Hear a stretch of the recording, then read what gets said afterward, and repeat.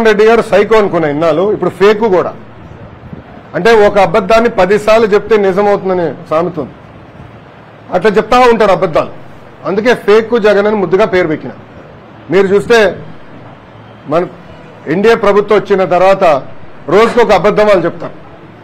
ఒక ఉదాహరణ, అంబేద్కర్ గారి విగ్రహం దగ్గర అక్కడ ఏమైంది?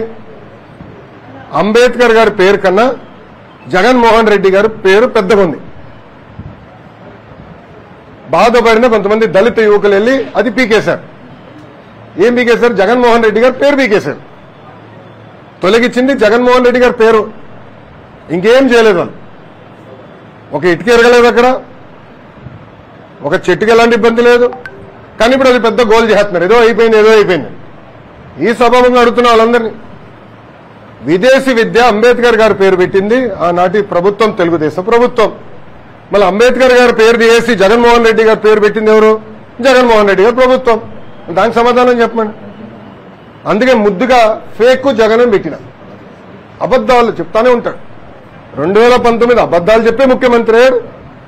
ప్రతిపక్షానికి వచ్చిన తర్వాత కూడా, పులివెందుల ఎమ్మెల్యే అయిన తర్వాత కూడా అబద్దాలు ఈరోజు చెప్తున్నారు.